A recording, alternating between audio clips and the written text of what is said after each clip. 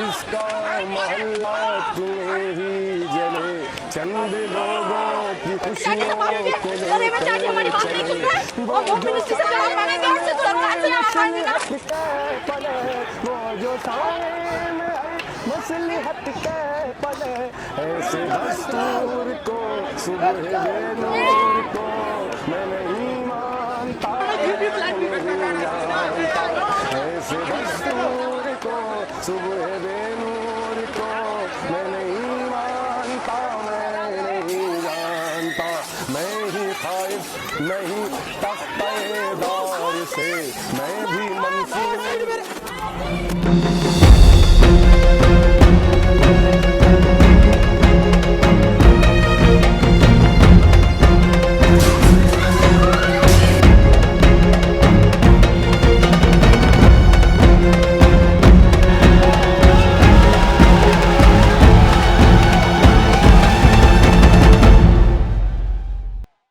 ये स्ट्राइक जब से शुरू हुआ है ये तभी खत्म होगा जब कंप्लीट रोल बैक होगा, वाइस चांसलर आए से मीटिंग करवाएगा, जेएनयू को बुलाएगा, हॉस्टल प्रेसिडेंट्स को बुलाएगा और एक नया मैनुअल हम मिलके स्टूडेंट कम्युनिटी के साथ बनाएंगे।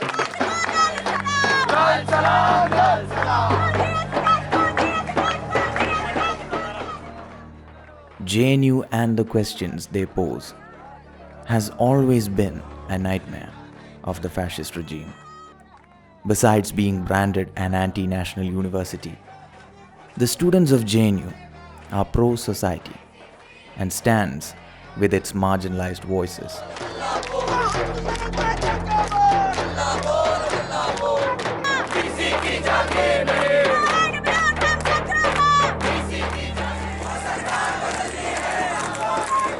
When JNU hit the corridor of Golden Jubilee, there was a celebration of protests inside the campus. JNU was all over the news and a topic of discussion in the month of November. While 50 years of academic and political brilliance should have been lauded, the public celebrated JNU's 10 rupee protest.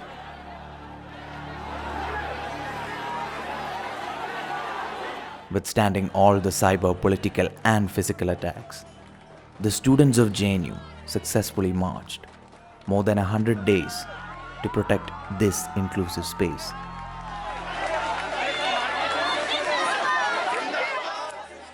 The university is made by the student community, the faculty community, the worker community, the staffs. All of us collectively make a university campus, and there is an ecosystem over here which wants to move towards an existence where justice and equality prevails, both within the campus, and we want to take these principles outside when we pass out from this university as well. And this vice chancellor simply does not understand the idea, the principle of equality and dignity. I know how the DNA of JNU is being attacked and how the condition, the environment of JNU is being changed from 2014 to 20. So there have been we have 24/7 dabas and night talks. Campus was very active throughout the day and night. So now the culture of debate and discussions are being curtailed in this campus. So it is very important to protect, to resist such moves against attacking the basic DNA of this campus. JNU has been one of those voices of the voiceless citizens of this country.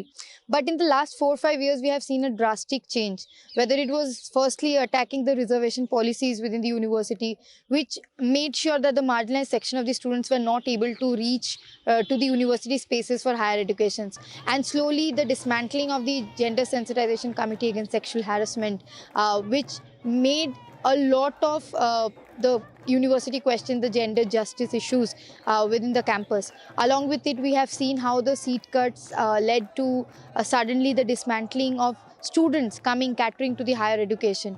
And most importantly out of this was when Najib, one of our fellow students, was attacked and he was forcefully disappeared. So till now it haunts the question that how the minorities, specifically the Muslims in the campus spaces who are coming for higher education are not safe, are not feeling safe within our campus spaces. Protesting against this VC in a unified manner, despite it is one voice of the students that this VC must go, we couldn't succeed in any of our protests. Like, this is not a VC who will come to the students and listen to their grievances. He is not even meeting the students. So it's really hopeless that however big the struggle is, however unified the students are, with the backing from the Home Ministry and with the backing from Nagpur, this VC is just ramming through his principles on JNU. Where we talk about tolerance, where we talk about humanism, where we talk about ideas. And ideas are bulletproof. So you can kill us, but you cannot kill our ideas. And the government right now, the fascist government right now, they cannot tolerate those ideas. They cannot tolerate anything that the students are questioning.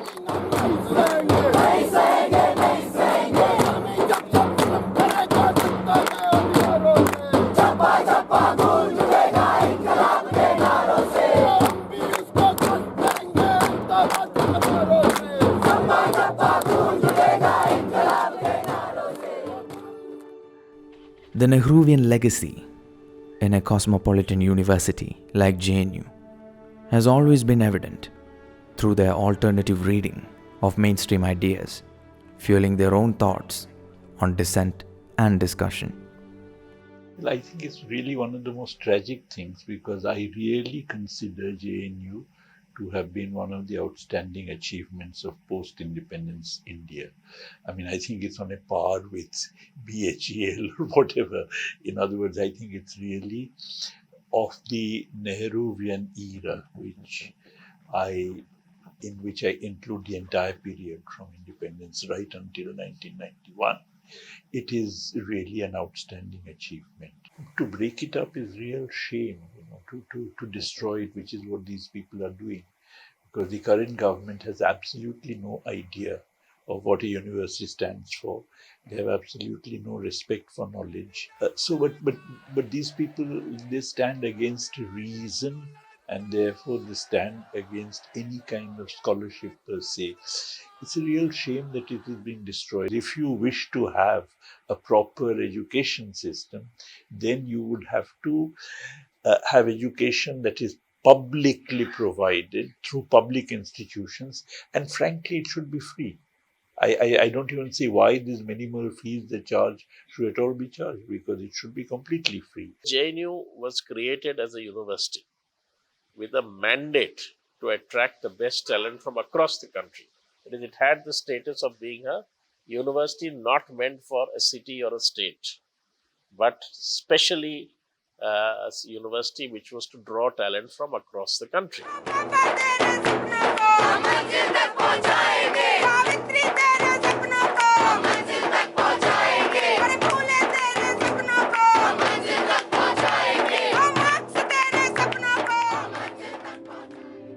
A heterogeneous collective of young minds, through their protests, songs, writings on the walls, exercise freedom of speech and expression, the JNU way.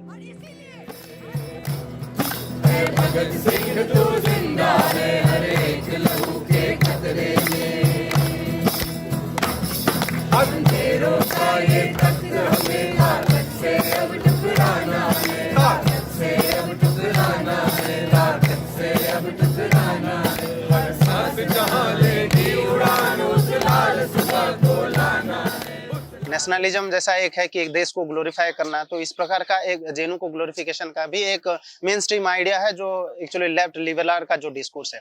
अगर oppressed community student यहाँ पे जब आते हैं तो देखेंगे जैसा कि बापसा जैसा संगठन एमरजेंस होता है, और यूनाइटेड दलित स्टूडेंट फोरम है, और भी ऐसा संगठन है। तो उनका जो आइडिया ऑफ जेनू जो है, बेसिकली ये जो दो आइडिया, जो liberal left centric idea of JNU और जो Bahujan centric idea of JNU में एक्चुअली कॉन्ट्राडिक्शन है। तो जब बहुजन जो स्टूडेंट आता है, दलित स्टूडेंट, आदिवासी स्टूडेंट जब आइडिया ऑफ जेनू के बारे में बात करता है, तो he or she critics the very idea of JNU, and also they bring out the debate that कि जेएनयू जैसा इंस्टीट्यूशन में भी जो कास्ट डिस्क्रिमिनेशन है और रिलीजन के जो नाम पे जो डिस्क्रिमिनेशन है वो होता है। Today, public education and spaces like JNU are endangered, especially when its founding ideals of social justice, secularism, and democratic way of life are being humiliated in plain sight. Well, the public university has to be a public asset. It is not something that is for commercial purposes to make profits or to gain, monetary benefits. What this government is doing, and it's happening universally under this neoliberal economic reform dispensation, that every public good and a public asset is also being privatized for private profit. This is something very, very detrimental to the future of our country. If today India is standing on its feet in many of the areas, that is because of our public education, however limited it has been. It needs to expand further if we really have to realize our potential. Instead of doing that, they are going back, they are reversing. Good quality high education, and I believe that it's a right, it ought to exist, and I completely support when JNU community and the students and the teachers are raising their voice against this ongoing attack on the very idea of public university. And this movement, I tend to see it's not just about whether the room rent would be 10 rupees or 300 rupees. It has got something higher purpose, whether the state should fund public institutions.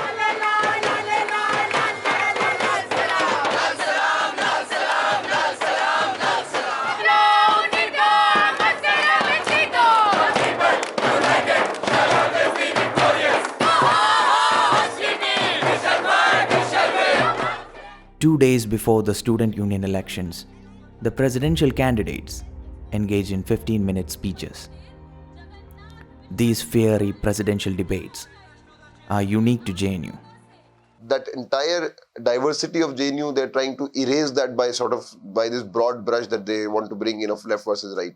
If you just see the JNUSU elections also, I mean, it is such a good and the most democratic model of students' union elections in the entire country. I mean, even a government report, the Lingdo Committee report, sort of hailed the JNU model as the model to be followed across the country in terms of what a democratic students' union election should look like. Dhabas of JNU tell stories like no other. Late night discussions over chai being the JNU tradition. When this night culture was threatened, the campus united under Guerrilla Dhaba. This passionate protest of chai and songs of resistance is hope that such spaces will continue to thrive.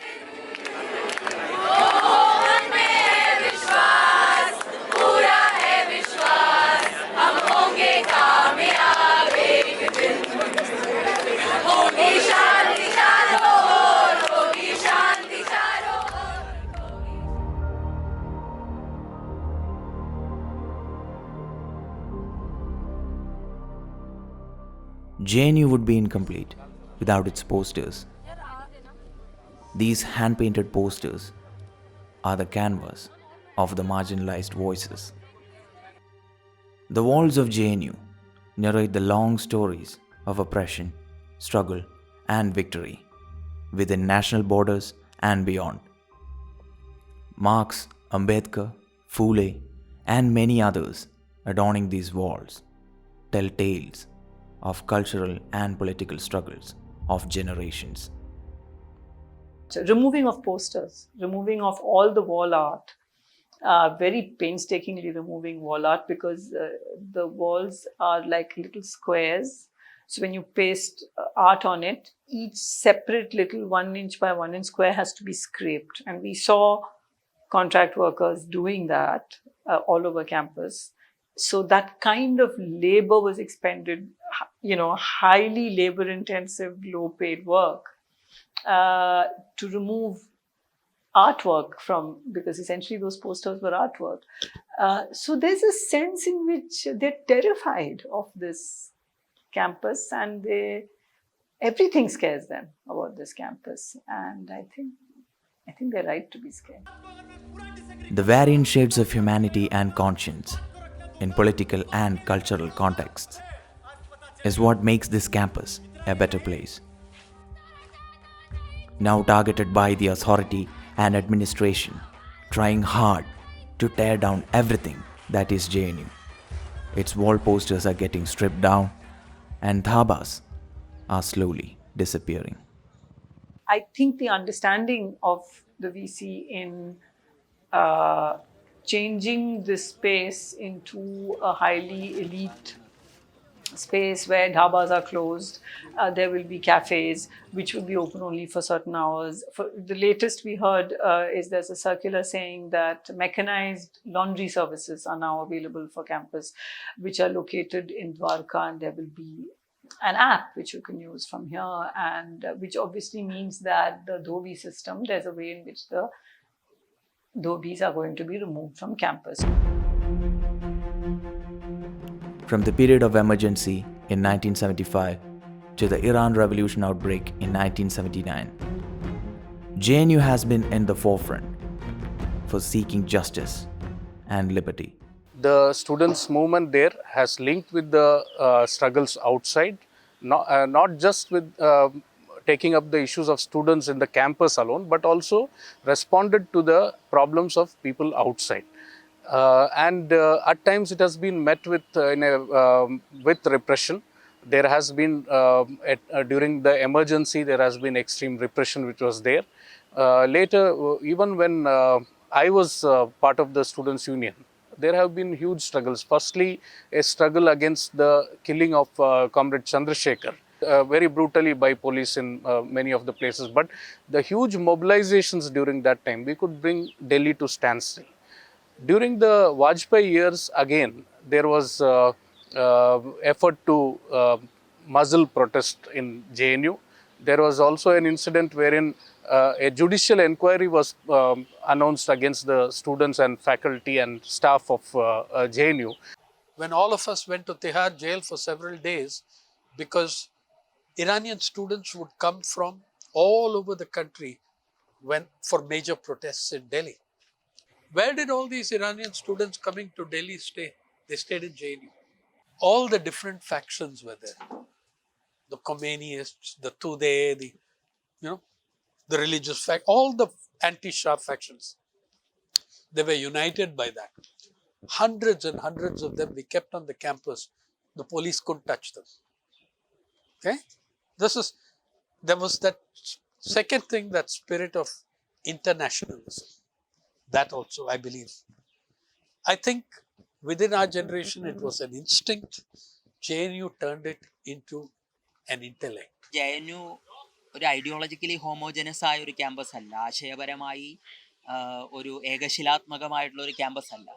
ഭരണകൂടത്തെ അനുകൂലിക്കുന്ന, ഭരണവർഗ നയങ്ങളെ അനുകൂലിക്കുന്ന ഒരുപാട് കറൻസും JNUവിൻ്റെ ചരിത്രത്തിൽ എല്ലാ കാലത്തും ഉണ്ടായിട്ടുണ്ട്.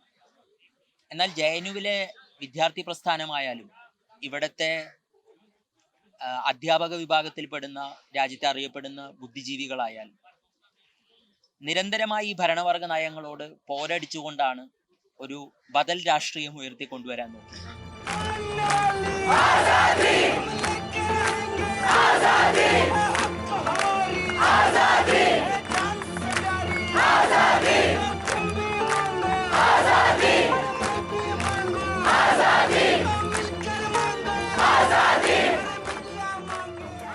What does JNU stand for?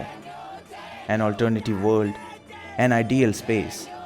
JNU has been at the focal point of selective targeting right from 2016.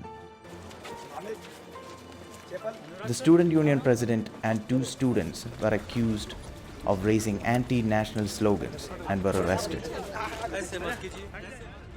The draconian colonial law of sedition entered a public university like JNU, which was unheard of. Kanaiya Kumar, Umar Khalid, and Anirban Bhattacharya were the victims of state witch hunting.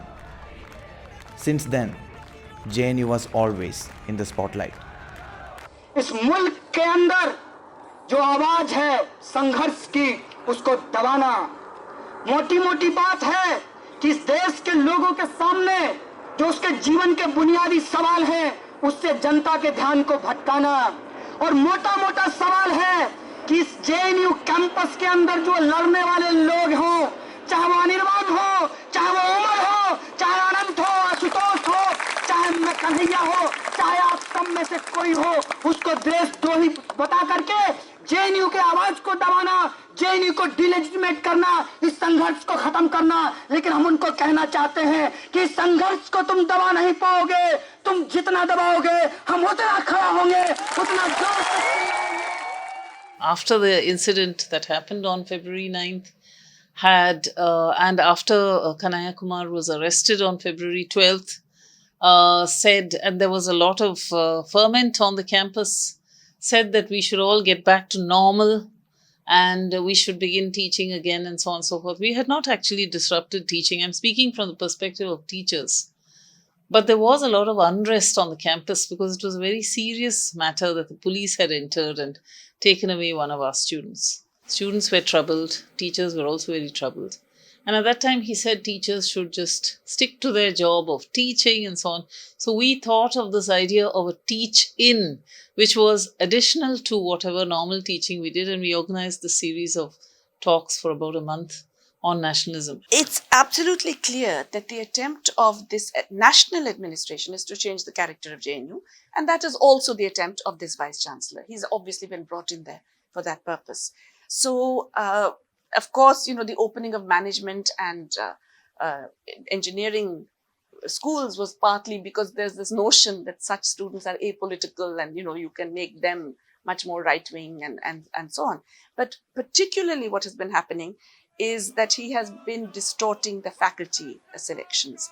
And he has done this by bringing in his own experts into selection committees and ensuring that only certain people who support a particular ideology, regardless of their quality, are being taken in as faculty members.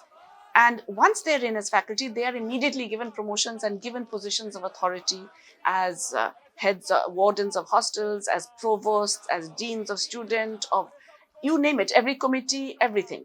Some people who join immediately then become chairpersons of centers, overriding all seniority and so on.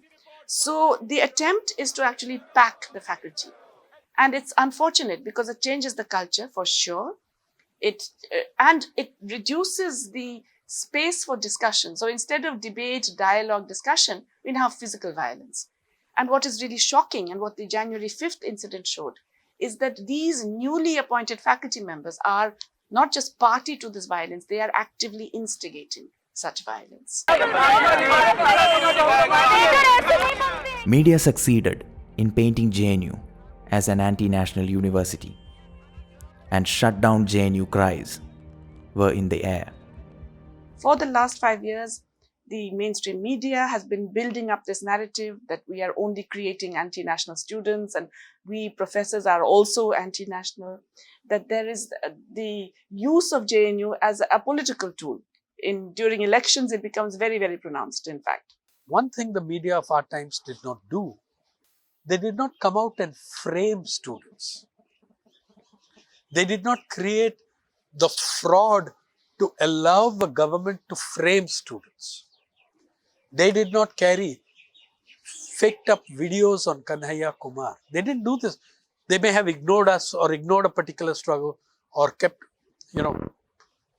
spoken of us with derision, but they did not do this. Now there's a reason why that change has occurred. It's not good people and bad people. It's a more independent media, diverse media, and a less diverse corporate-owned, corporate-run media. It's an ongoing process. Like there are certain elements in the government or outside the campus who are trying to demean it, trying to tarnish its image by branding it as as an anti-national university. But then you got to see what anti-national, who are the anti-nationals? What does the word anti-national mean? Someone who's critiquing the government, someone who's asking the government very rational questions, someone who's trying to make the government rethink on its policies which are against the people. Intellectual pursuit and social responsibility hand in hand is key for society to progress. Public funded education in India has always held up this idea, till when the new narrative that universities waste taxpayers' money started making matters even worse.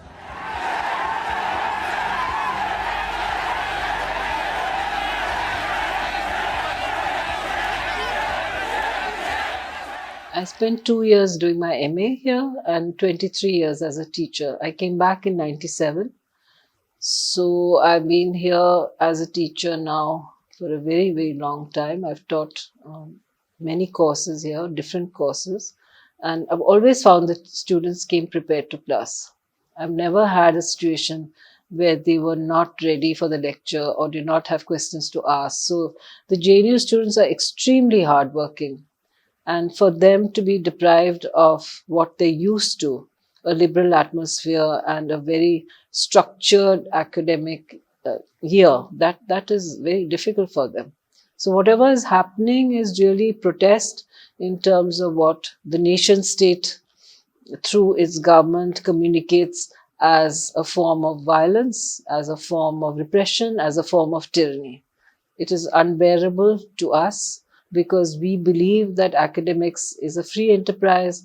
The people who come here come after facing many difficulties. They do not come from upper class backgrounds.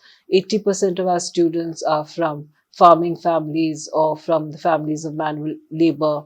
So when one looks at the way in which JNU started as a national university, the preoccupation was to provide education, university education for 80% of the country. Now, what the government is doing is crushing the possibilities of education for them. Just visit any sanitized private university. It is a completely insulated land, completely cut up from the storm outside. And I think even academically, it is not the right way to grow in that way. Academically, you would grow in a place where you experience heterogeneity, experience differences. And as a teacher, I have felt that as a teacher and researcher, you grow even academically when you come across the heterogeneous group of students.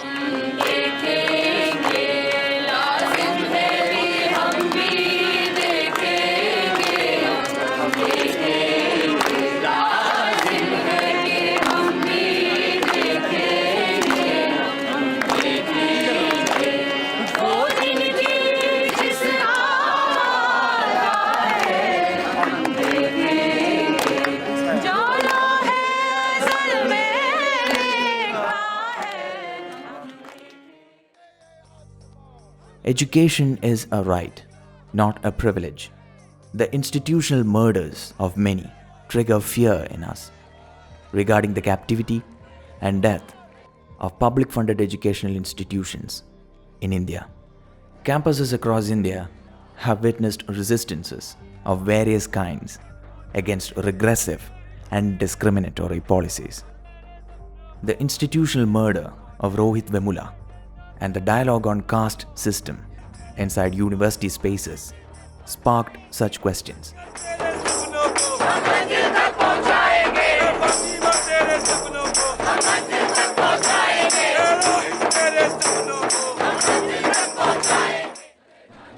It's equally disturbing to ponder over the question, where is Najib?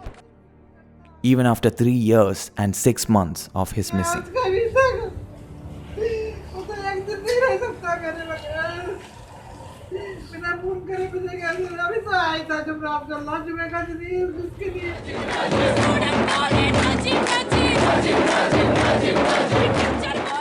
In their ideology, women coming to education, we coming to education is a problem. So, one of the strikes is on fully Ambedkarite, Periyarite, the idea of social justice. The strike is on that. But they would never say it openly because the real threat comes from there.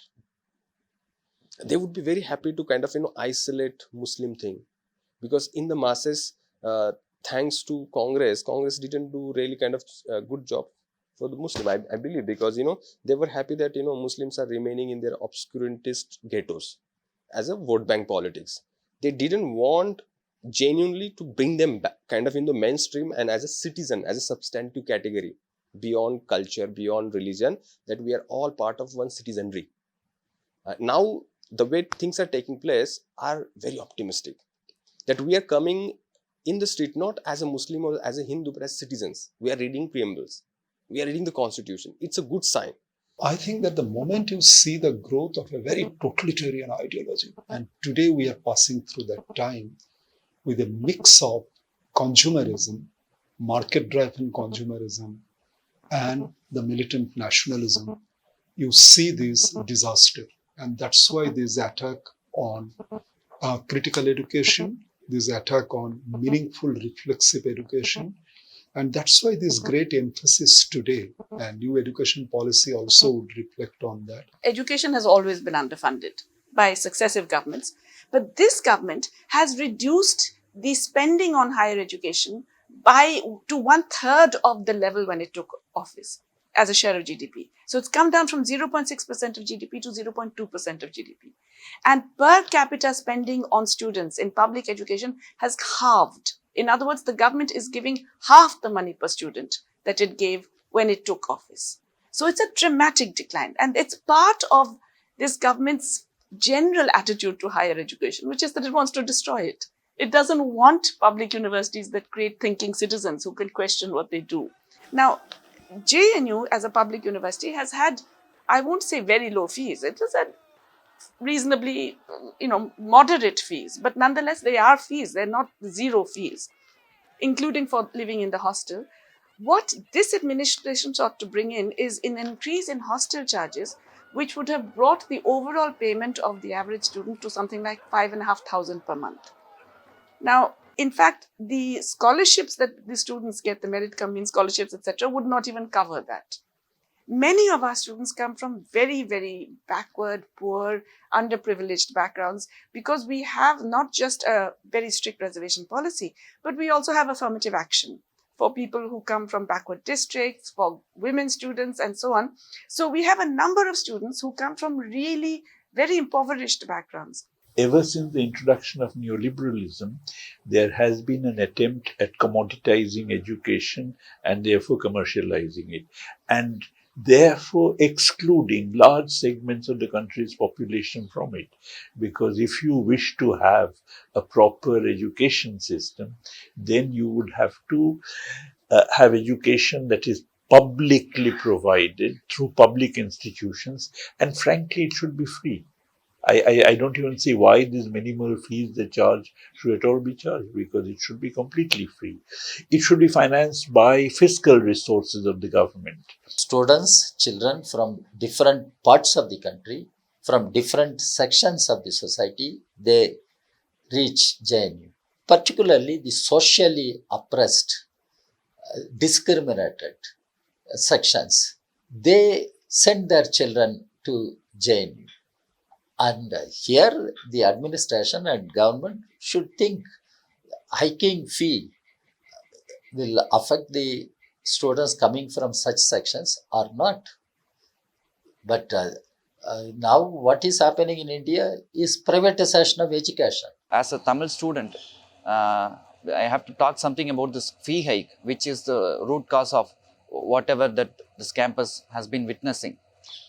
We came to this university thinking that it is going to cost this much for a month and we are getting this much fellowship. So we have calculated all this for the next 6 years when we enter this university, and suddenly a vice chancellor imposing such major fee hike against us is going to cost us very dearly, because already we are facing many problems here, including the barrier of language, climate that we have never witnessed in our state. There are so many things, and now this financial burden is going to cost us very dearly. ഞാൻ JNU MPhil എൻ്റെ റിസർച്ചിന് admission എടുക്കുന്നത് 295 രൂപയുടെ DD അടച്ചുകൊണ്ടാണ്. അന്ന് hostel rent എന്ന് പറയുന്നത് ഒരു മാസം 100 രൂപ ഞാൻ ഹോസ്റ്റൽ റെന്റായിട്ട് കൊടുക്കുന്നു. മെസ് സൗകര്യം എല്ലാം അടക്കം ഒരു 2500 രൂപ 3000 രൂപയുടെ അകത്ത് ഒരു മാസത്തെ ചെലവ് നടത്തി മുന്നോട്ട് പോകാൻ കഴിയുന്ന ഒരു സാഹചര്യം JNU ക്യാമ്പസിലുണ്ടായിരുന്നു.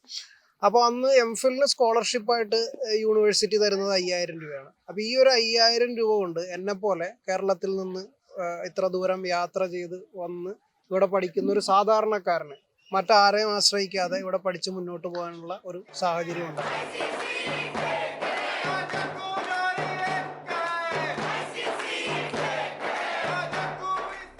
The new draft manual suggested a fee hike, which would make JNU the most expensive central university in India.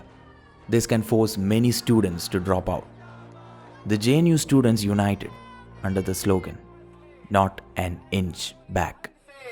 एक ड्राफ्ट हॉस्टल मैनुअल को पास किया गया है जनाब. अगर अगले 5 घंटे में ये ड्राफ्ट हॉस्टल मैनुअल को प्रशासन वापस नहीं लेता है तो पूरे कैंपस में इतना नारा लगाएंगे कि पूरा कैंपस.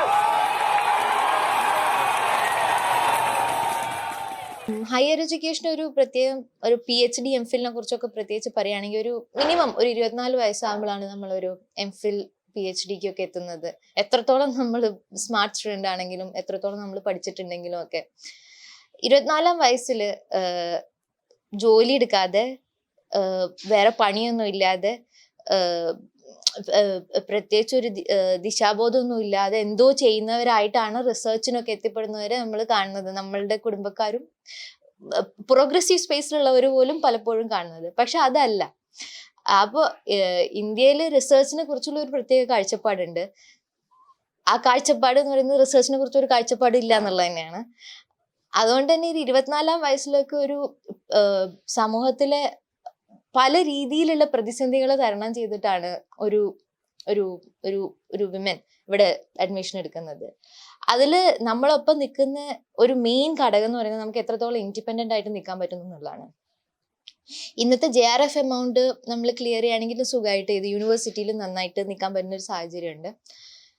ഇവിടുത്തെ നോൺ നെറ്റ് ഫെലോഷിപ്പ് 5,000-8,000 രൂപ ഒരു മാസം വെച്ചിട്ട് തന്നെ വളരെ കൺസ്ട്രെയിൻഡ് ആയിട്ടുള്ള രീതിയിൽ ഇവിടുത്തെ പെൺകുട്ടികൾ വീട്ടുകാരെ ഡിപ്പെൻഡ് ചെയ്യാതെ ഇവിടെ നിന്ന് പഠിച്ച് PhD നേടിയെടുക്കുന്ന സാഹചര്യമുണ്ട്. വീട്ടിൽ വെക്കേഷന് പോലും പോകാത്ത ആൾക്കാരുണ്ട്. വീട്ടിൽ പോയാൽ വീട്ടിൽ ഭക്ഷണം 3 നേരം ഇല്ലാത്തതുകൊണ്ട് JNUവിൽ തന്നെ ഫുൾ ടൈം നിൽക്കുന്നവരുണ്ട്. ഇതൊന്നും അതിശയോക്തിയല്ല, ഇതൊക്കെ JNUവിൽ ഇന്നും ഉള്ള സത്യമാണ്. അപ്പോൾ ഇങ്ങനെയൊരു ഹയർ എഡ്യൂക്കേഷൻ ഇൻസ്റ്റിറ്റ്യൂഷനിൽ ഒരു ഇതിൻ്റെയൊക്കെ മെയിൻ ഘടകം പറയുന്നത് JNUവിൻ്റെ ഫീസ് സ്ട്രക്ചർ ആയിരുന്നു. JNUവിൻ്റെ ഹോസ്റ്റലിൽ വളരെ തുച്ഛമായിട്ടുള്ള രീതിയിൽ നമുക്ക് നിൽക്കാനും പഠിക്കാനുള്ള സാഹചര്യം ഉണ്ടായിരുന്നു എന്നുള്ളതാണ്. In order to fight for free education and accessible education in South Africa. In South Africa, education is also very expensive. In October 2015, South Africa witnessed a student-led protest demanding an increase in government spending on education. Led by Fasiya Hassan and others, the Fees Must Fall movement became a pioneer for the many fights to come. Fees Must Fall, the movement that JNU started, was exclusively when we started off, we knew that it is not only for JNU.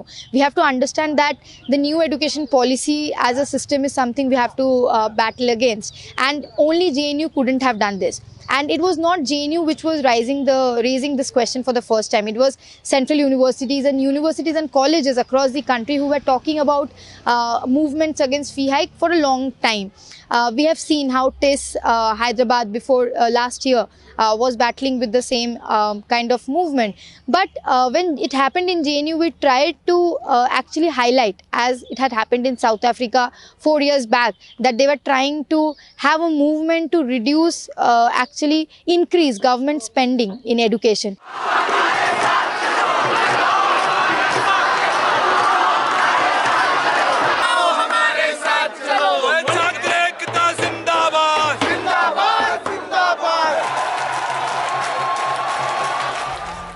The movement immediately gained national and international importance.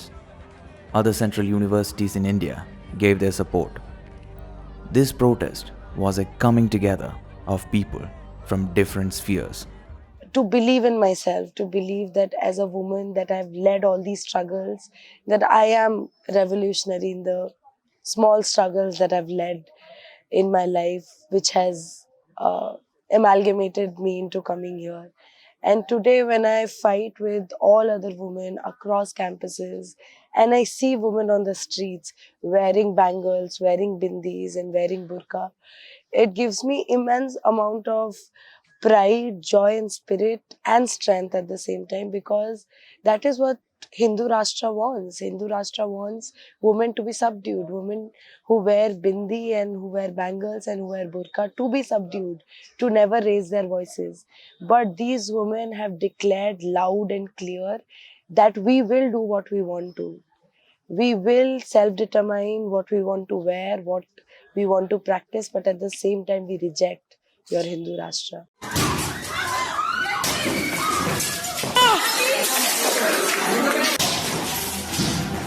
This is the girl who said she's a JNU student. She's not. She was barely. Get this right. She was there in media. She's not a JNU student.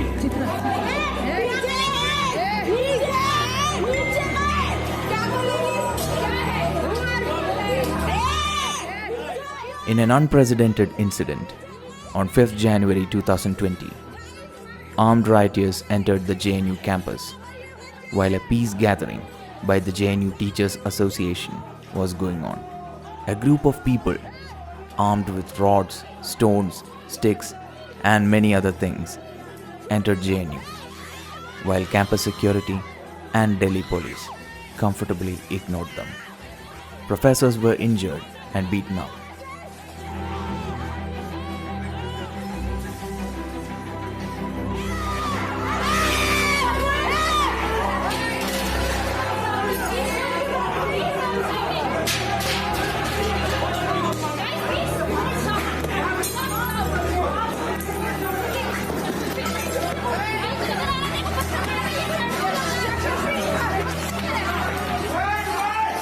I have been brutally attacked by girls who wear masks. I don't know, I've been bleeding. I am not even in a condition to talk. I've been brutally beaten up. I was there with one of my activists. So I think I had my hands spread out like this when I got hit. We had very little time to decide, and I think they just started raining stones on us, and I can't say what happened subsequently because I got hurt in the first few stones. So one hit me on the shoulder, a smaller one. I turned and one big one hit me here. So I had artery damage, therefore there was a lot of bleeding.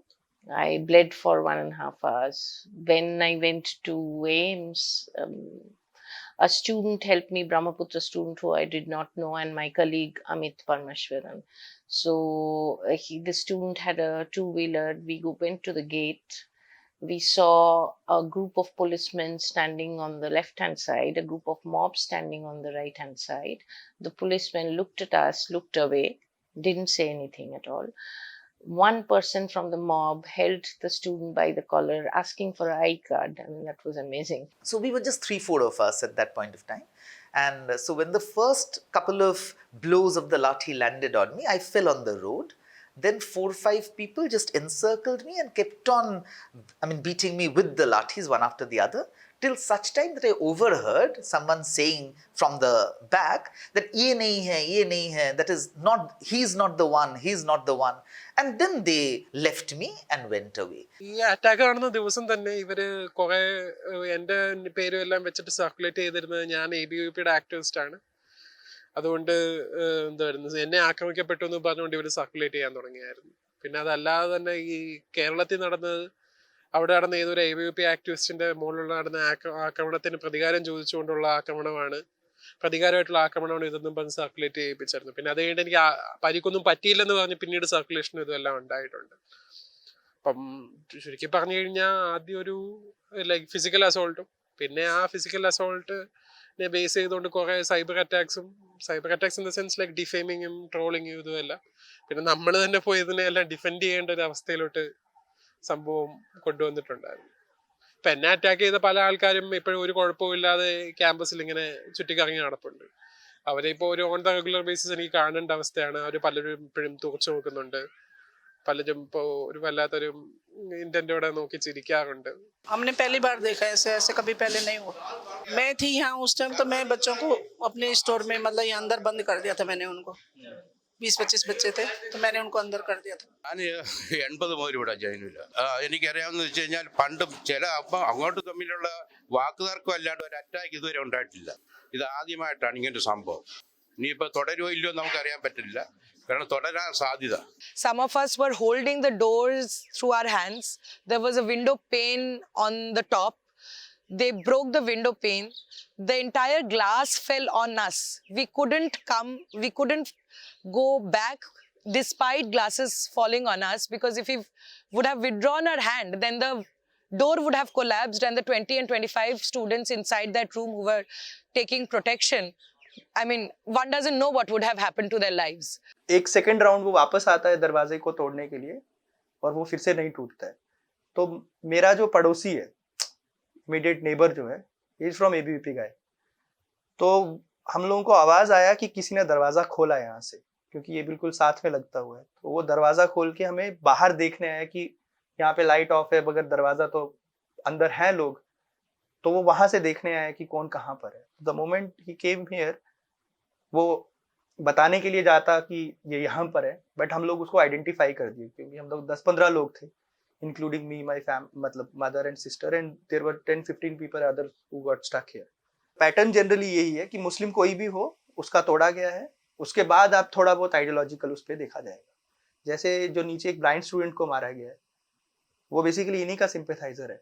उसको इसलिए मार दिया क्योंकि उसके room पे अम्बेडकर का एक्सटेंसिल वो बनाया गया है. After that night, I think it felt necessary that we have a coordination committee, as in when we have situations like this of panic. So we need a group of people who can be contacted by the SU and the residents as to what to do in such times. So after that, we made a coordination committee, and especially with respect to Sabarmati Hostel, because that is where the actual and most of the violence took place. So in solidarity with the residents of Sabarmati, Koina Hostel organized a guerrilla dhaba. Now guerrilla dhaba has become a very prominent part of JNU protest culture. Gate खुलते ही लोग मतलब अंदर आ गए 15-20 के आसपास, और जो बेड है इसके ऊपर खड़े हो गए और नीचे खड़े हो गए ऐसे, और मेरे को सीधा पकड़ के, और ये जो कॉर्नर है इसका जो बालकनी गेट का, वहाँ लगा लिया ऐसे पकड़ के मेरे को बोलो कौन सी पार्टी का है, कौन से ऑर्गेनाइजेशन का है. मैंने बोला यार मेरे को कोई ऑर्गेनाइजेशन से कोई मतलब नहीं है, आप लोग कौन हो ये. वो फिर बोलो नहीं तू मतलब एबीपी का नहीं है. फिर मैंने सोचा हाँ ये उसी टाइप के माइंड सेट के आदमी है. मैंने सोचा यार मैं एबीपी का ही हूँ. तो बोलो नहीं झूठ बोल रहा है. बोलो नाम बता कर एबीपी वालों किसका नाम जानता है. तो मैं कुछ ऐसे पांडे शर्मा इस टाइप का करके, तो वो मानी नहीं. फिर बोलो कोई पर्चा पोस्टर इस टाइप का, या कोई मतलब पोस्टर हो या फोटो हो किसी की ऐसे मतलब इस टाइप की, या कोई विवेकानंद टाइप की या फोटो इस टाइप कैसे हो. तो मैंने बोला यार देखो मेरे पास तो फोटो वोटो नहीं है ये. तो मेरी गर्दन ऐसे लगाई हुई थी दीवार पे, तो बुक रखी हुई थी वहाँ, जो ये मतलब टेबल है उसके ऊपर बुक रखी हुई थी. तो उसके साइड में हिंदू नेशनलिज्म लिखा होता है, ये क्रिस्टोफर जेफरलोट की बुक है. तो मैंने सोचा कि ये मतलब आरएसएस के या बजरंग दल वाले उस टाइप के माइंड सेट के आदमी है, तो ये उस टाइटल को मतलब ऐसे माइंड में स्ट्राइक हुआ मेरा जल्दी. तो मैं बोला रुको यार कुछ दिखाता हूँ आपको. वो किताब को उठाया और उनको दिखाया. तो बोलो मतलब देखते ही मैंने बोला कि यार देखो इस टाइप का पढ़ता हूँ मैं, और मेरा कोई लेन देन नहीं है किसी से रही है सर. वो उन्होंने बोला ठीक है. वो सब चले गए और बोलो गेट बंद कर ले, नहीं तो कोई मार जाएगा तो फिर हमारे सिर आएगा. बोलो इस टाइप का ये सब माहौल था. What are those hammers? Tukde gang, urban Naxals, Deshdrahi. So no matter how nuanced argument we present, they will come up with a hammer and they will hammer you. So this has been done systematically by the dispensation. We all know that. One of the reasons that I feel very strongly has nothing to do with fees, has nothing to do with gentleman here who is ruling like Caligula, like an emperor. It is to do with the broader design, broader polarization, and broader kind of the plan of getting away with this so-called the idea of education as an instrument of social justice, as an instrument of change. They want some kind of technical based education. They want some non-critical skill-based education, and so JNU is for them is on their radar. They don't want JNU kind of institutions. So keeping in this so many points in mind, JNU attack was planned. Why such attacks are taking place in institutes of higher education, particularly in JNU, and we have seen this happen in other central universities as well, is because these are the universities and centers where critical thought is always encouraged, and as it should be. Because the university stands for, as Nehru had said, which is written in JNU on a big plug, it stands for the adventure of ideas. No, it stands for tolerance, for reason, for adventure of ideas. And it is this adventure of ideas which is critical of the current ruling party's ideological dispensation, which is actually going against the grain of what India is all about. So this is why this sort of attacks are mounted. And since they cannot win through reason, they cannot win this ideological battle through a debate and through reason, the recourse to violence. After a long and brave political struggle, the JNU fee hike issue was taken to court. The Delhi High Court gave an interim stay, and students were allowed to register at the old rates. To your question that whether justice has been delayed, I think yes, it has been delayed. It has been very, very purposefully delayed and denied to us. I mean, if we go chronologically, even before the IHA meeting happened, wherein all this fee hike and hostel manual was passed, about 10 to 20 days in advance, we had been writing our concerns to the administration. We had been asking them for a dialogue to, for them to understand that what our concerns basically were. But that was first of all denied. Even after the meeting, we tried to hold multiple rounds of dialogue with the administration, which were denied. We've seen a few hundred petitions filed by students against the administration. After a point, the courts can't ensure that the university runs as per the ethos of the act, as per the ideas of what free education should be, what public education should mean. These are things which the court can't ensure. So though I'm optimistic because the high courts have and the Supreme Court moments have upheld the law and the rights of many of the stakeholders in the university. Beyond a point, it's a movement that has to be fought socially. It's a movement that has to be fought politically.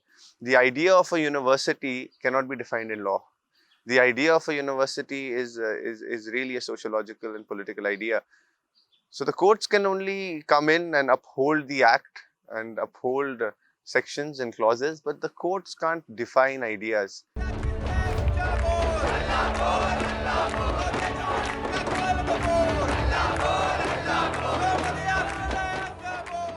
JNU will continue to fight for justice. The undying spirit of the JNU community will take this university to greater heights.